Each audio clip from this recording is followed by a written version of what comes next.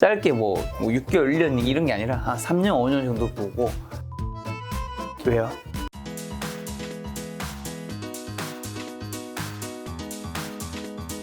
자, 폴더블도 마찬가지로 그 리포트를 하나 보겠습니다. 폴더블을 보면 스마트폰, 우리가 지금 저도 이제 갤럭시 노트 쓰고 있고 바꿀 때가 됐어요.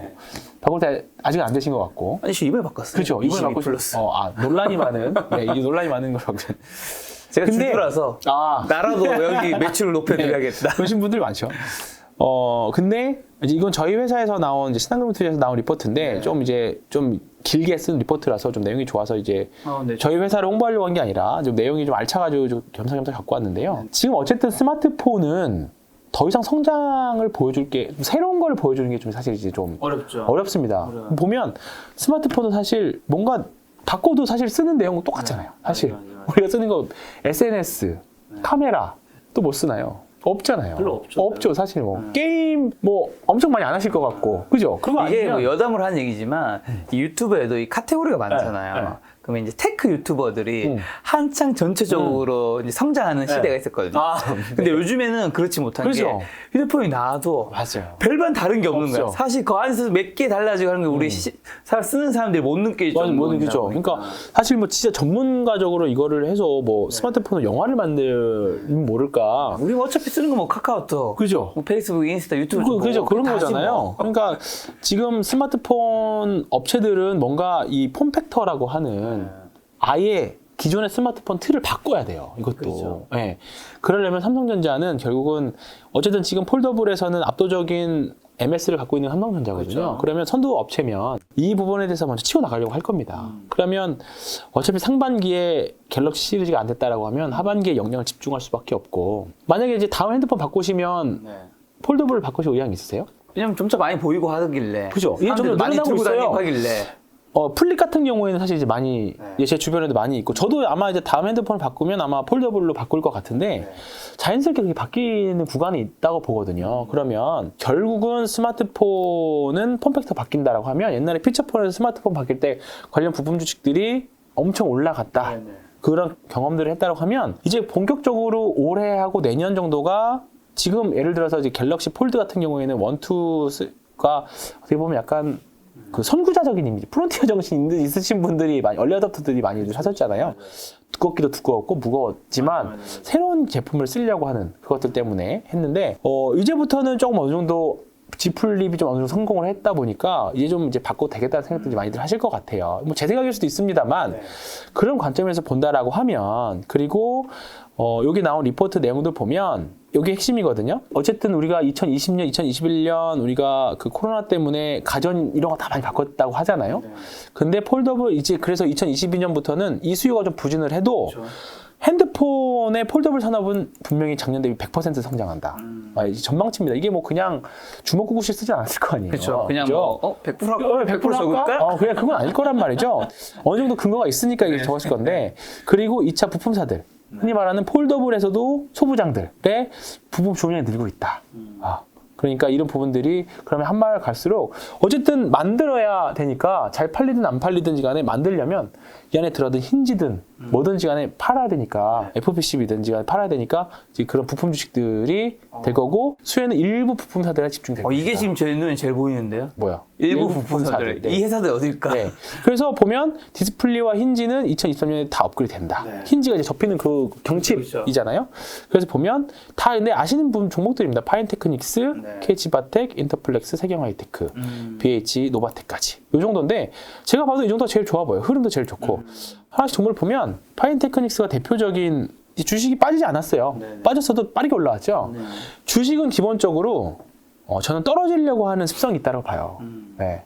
근데 주식이 횡보를 한다는, 일정 가격대에서 횡보를 한다는 건 누군가 사니까, 누군가 바치니까, 떨어지지 않게 최소한 계속 누군가 사니까 주간 버티고 있다고 보거든요. 우리가 주식 급등하고 횡보할 때 단기적으로 봤을 때 N자형보다는 고가놀이 패턴, 딱 쓰고 나서 옆으로 횡보하는 종목들이 센 종목으로 보는 것처럼, 한 12,000원대에서 13,000원 이 횡보하는 종목들이 횡보하고 한다고 하고 있다라는 거는 일단 팔 생각이 없다라는 거죠. 아까 말씀드린 현대오토모도 마찬가지고, 파인테크닉스도 마찬가지고, 그리고 또 다른 종목 KH바텍도 보면 이거는 좀 실적이 안 좋아서 좀 빠지긴 빠졌어요. 근데 회복하려고 하고 있습니다. 그러니까 상대적으로 파인테크닉스가 더 좋은 종목인 거예요. 지금 보면. 근데 지금 관심 종목으로 파인테크닉스, KH 바텍, 그 다음에 또 뭐 있죠?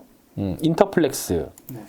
인터플렉스도 그렇고, 그다음에 뭐 세경 하이테크. 저는 개인적으로 세경 하이테크에 큰 기대를 하고 있는 종목 중에 하나인데, 이 주식도 바닥권에서 계속 박박박 왜 키고 기대를 있죠. 하고 계시죠? 실적 성장이 좀 크게 나올 것 같아요. 네. 실적을 한번 볼까요, 그러면?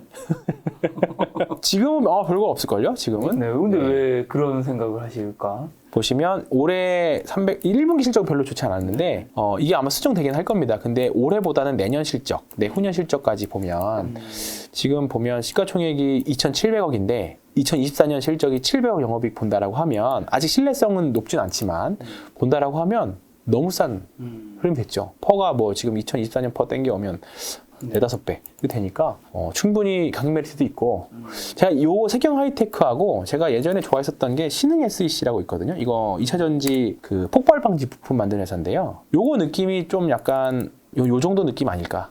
이 정도. 예. 그 느낌 뭐 상승률이나 좀 기간은 좀 다를 수 있지만 세계 신흥 SEC하고 약간 좀 비슷한 로직이 좀 있습니다. 예, 수급적으로. 네.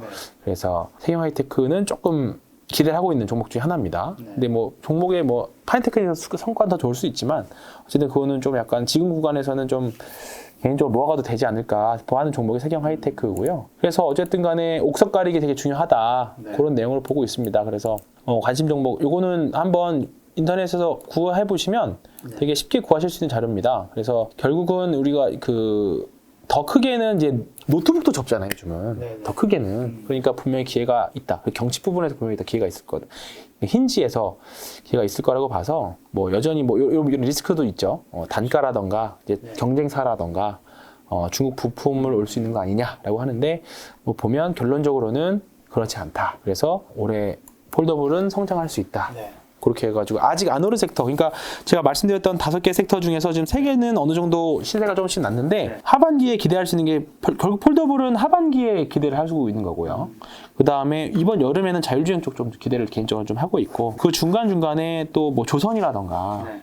그다음에 뭐 바이오 몇몇 종목들 이런 종목들은 충분히 여전히 기회가 있다라고 하고요. 마지막으로 저는 조선 쪽 1분기 실적 굉장히 안 좋았거든요. 현대미포 보면 마치 짠 듯이 3사가 다 실적 예상치를 다 하회했어요. 이유는 뭐 아시겠지만 원자재 가격 상승, 원자재 상승 그다음에 충당금 덜어내면서 생각보다 다 안 좋았습니다. 근데 주가가 한번 이게 이제 그 유럽 쪽에 이제 에너지 정책들이 바뀌면서 LNG선 수요가 늘어날 거다. 그것 때문에 주가 한번 올라갔다가 일단 지금은 다시 좀 희한하게 고점 가니까 또 뭐 후팍하게 상승 이슈가 또 나오면서 주가가 또 빠졌는데 예전에 제가 군산조선소를 한번 간 적이 있었는데 그때만 해도 횡했거든요.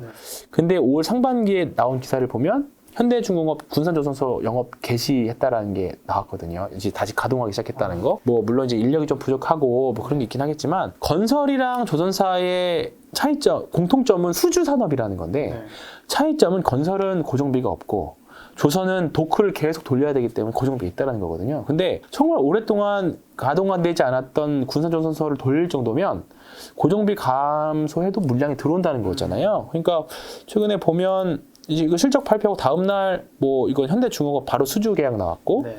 이건 또 삼성중공업도 수주 계약 나왔고 이랬습니다. 그러니까 수주는 계속 있어요. 근데 지금 들은 수주들은 어느 정도 가격이 상승한 거 다 반영해서 올라갔을 거 아니에요. 그러니까 아마 수주는 계속 나올 거고 에너지 정책들은 계속적으로 바뀔 거고 이번에 유럽은 러시아와의 전쟁 때문에 분명히 그 천연가스 에너지 정책들에서 좀 변형이 좀 있을 거예요. 그래서 계속 이제 수주 들어온 게 LNG선 관련 수요들이거든요. 그러면 결국은 일본이나 중국은 배를 만들 수 있는 능력이 굉장히 많이 떨어집니다. 네. 일본은 인력이 없고 중국은 기술력이 없고 뭐 상반기에 중국이 뭐 다시 뭐 조선 MS 쉐어를 많이 탈환했다라고 하는데 약간 자국향들이 많습니다. 그러니까 중국 정부에서 발주하는.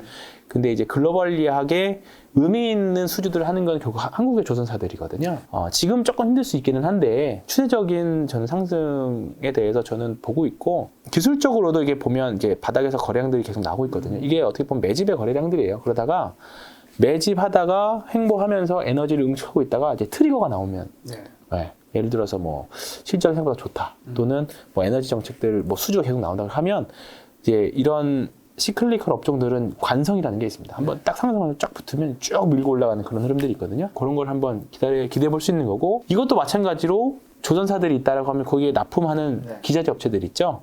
대표적으로 한국카본 같은 보냉제 업체하는 다 지금 보면 제가 전방 업체들 말씀드리고 이제 밑에 하단 업체들 네. 소위 말하는 이제 소부장 업체들 이제 조금 작은 애들 말씀드리는데 여기서도 한국카본 같은 걸 좀 더 기대를 하고 있죠. 네, 수익률로는 분명히 묵직한 거는 조선사들이 좋겠지만 좀 변동성이 있더라도 한국카본 이런 것들이 수익률이 좀 더 좋을 수 있는 보냉제 업체들 그다음에 뭐 HSD 엔진이나 그다음에 동성화인텍이나 이런 쪽 많이 밀렸죠. 상대적으로 좀 더 밀렸죠. 근데 또 올라갈 때도 세게 또 반등할 수 있으니까 이런 쪽에서 기회를 한번 찾아보시면 좋을 것 같습니다.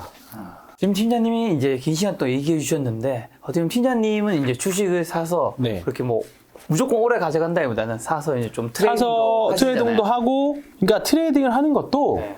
추세가 살아있는 쪽에서 매매를 해야 돼요. 그러니까 꺾여져서 내려가는 쪽에서 단타를 하는 건 굉장히 어렵습니다. 네. 상승은 짧고 하락은 길기 때문에.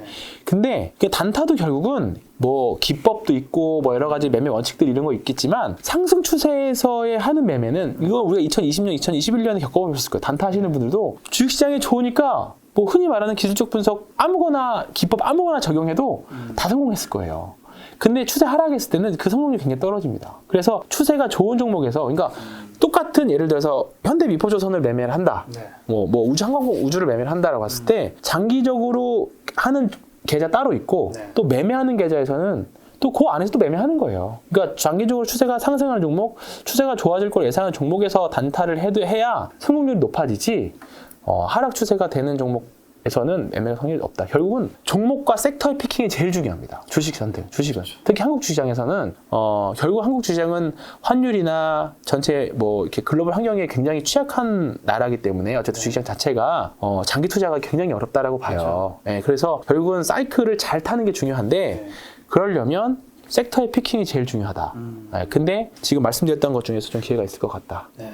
그걸로 좀 결론을 내고 싶습니다. 근데 이 사실 개인 투자자가 이 네. 사이클 타는 게 네. 결코 쉬운 일은 네. 아니잖아요. 개인 투자자분들이 올해 수익률이 되게 안 좋은 것 중 하나가 네. 특히 대형주들이 그렇죠. 많이 빠지면서 힘든 것도 있을 텐데 어쨌든 전체적으로 주가는 많이 빠졌으니까 지금 저렴한 구간인 건 그런 거 확실할 맞죠. 테니까. 이 근데 그게 상황에서 반등을 담보하는 건 아니죠. 그렇죠. 네. 좀 길게 봤을 네. 때 좀 모아가면 괜찮은 주식의 특징이랄까 그런 건 뭐가 있을까? 예를 들어 뭐 짧게 뭐 6개월, 1년 이런 게 아니라 한 3년, 5년 정도 보고 저는 기아.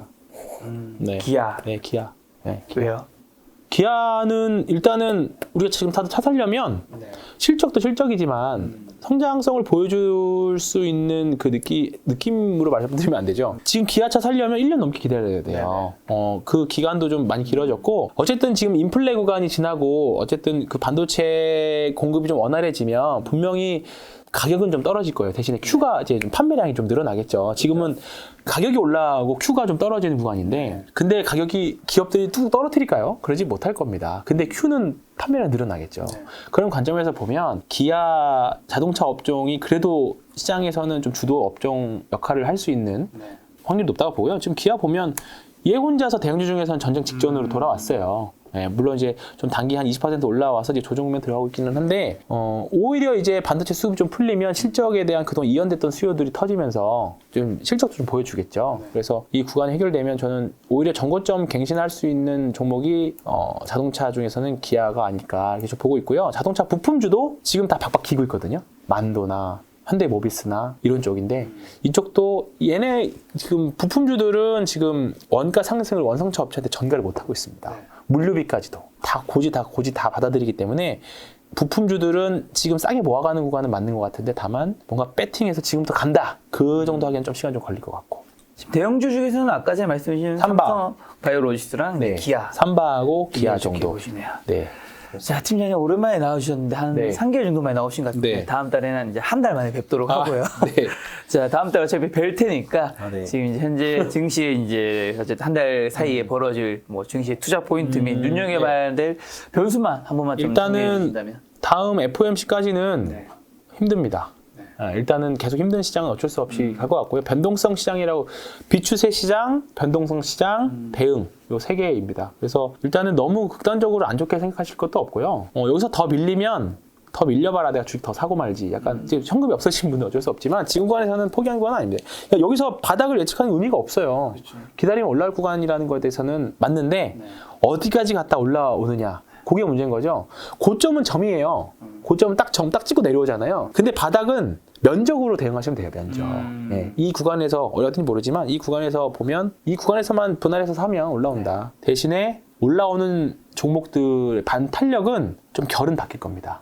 네, 그러니까 이게 제일 무서운 게 시장 따라하기 무서운 게 뭐냐면 지금 지수 때는 사실 뭐 2600에서 2700 왔다 갔다 하는데 수익률 격차는 점점 지수랑 점점 더 벌어지고 있어요. 그게 힘든 거거든요. 그러니까 시장의 색깔이 바뀌는 거를 되게 조심을 해야 됩니다. 그래서 지금 말씀드렸던 섹터가 다음 주도 섹터나 주도 테마가 될 수 있을 만한 쪽으로 말씀드렸던 거고. 네. 네. 팀장님의 이제 주도 섹터라고 말씀해 주신 5가지는 반도체, 자율주행, 로봇, 우주항공, 네. 폴더블이었는데 네. 한 달 뒤에 나오면 거의 뭐 단두대 매치 되겠네요. 네.